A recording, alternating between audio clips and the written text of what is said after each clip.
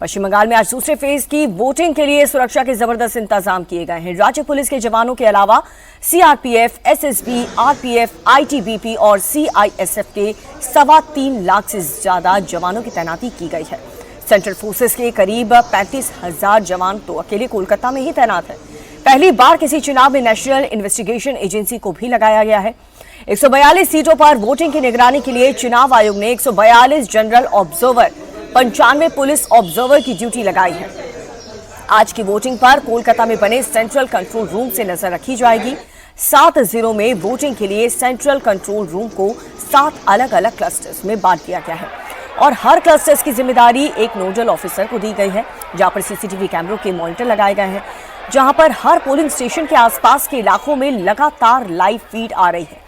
CAPF का ये control room Bengal के मुख्य चुनाव अधिकारी और जिला निर्वाचन अधिकारियों के कंट्रोल रूम में कनेक्टेड होगा। तो पूरी कड़ी नजर यहां पर रखी जाएगी ताकि सही तरीके से चुनाव आज संपन्न हो सके, किसी प्रकार की अप्रिय घटना ना हो। हालांकि पहले फेज में भी हमने देखा था कि कुछ इलाकों में बवालबाजी हो गई थी। अब सेकेंड फेज में देखना होगा कि क्या आज यहाँ पर शांतिपूर्ण तरीके से मतदान की जो प्रक्रिया है वो पूरी हो जाती है और ये पूरी शांतिपूर्ण तरीके से हो, इसके लिए भारी सुरक्षा कर्मियों को तैनात किया गया है। कोलकाता से लेकर तमाम जो इलाके हैं घनी आबादी वाले, वहाँ पर सुरक्षा कर्मियों को तैनात किया गया है। और आप देख सकते हैं तस्वीरें भी कुछ देर बाद आना शुरू हो जाएंगी। वोटिंग का जो वक्त है वो उस वक्त हम देखेंगे कि पोलिंग स्टेशन के बाहर कितनी ज़्यादा भीड़, कितने उत्सुक जो वोटर्स हैं वो नज़र आते हैं।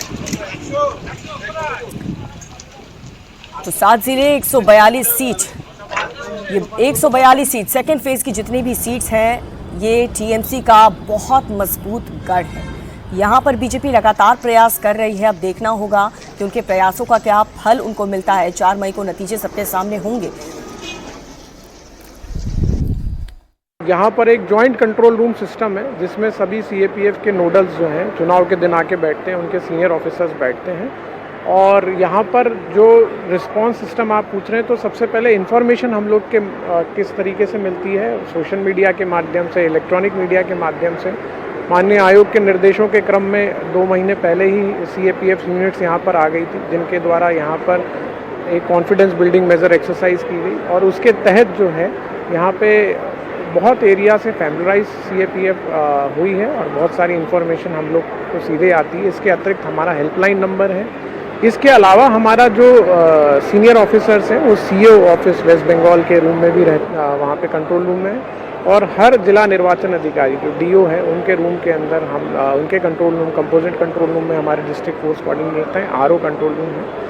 इसके अलावा जो हम लोग का अपना सूचना तंत्र है, सोशल मीडिया मॉनिटरिंग है, सब जगह से जब हमारे पास इंफॉर्मेशन आती है, एक ही इंफॉर्मेशन कई बार अलग अलग सोर्सेज से भी आ सकती है, उसके हम लोगों ने एक रिस्पांस सिस्टम बना रहा है जिसके तहत हम लोगों ने हर जो हमारे यहाँ पे 16 पुलिस डिस्ट्रिक्ट अभी चुनाव में जा रही हैं और एक पार्शल जा रही है, उसको हम लोगों ने क्लस्टर्स में डिवाइड किया गया। हर क्लस्टर में 3 से 4 सिपाही, 4-5 सिपाही हैं और उनके ऊपर उनके सुपरवाइजरी ऑफिसर हैं। जैसे ही हम लोगों को कोई सूचना मिलती है तो हम लोग सीधा उनसे वार्ता करते हैं जो वहाँ पर हमारे तैनात हैं।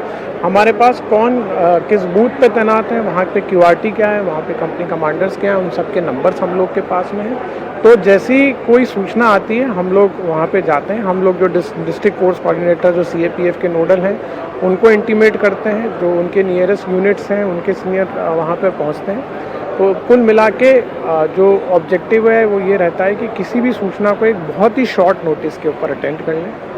2550 कंपनियां जो तैनाती है, कोई भी बूथ ऐसा नहीं है जहां सीएपीएफ की तैनाती नहीं है।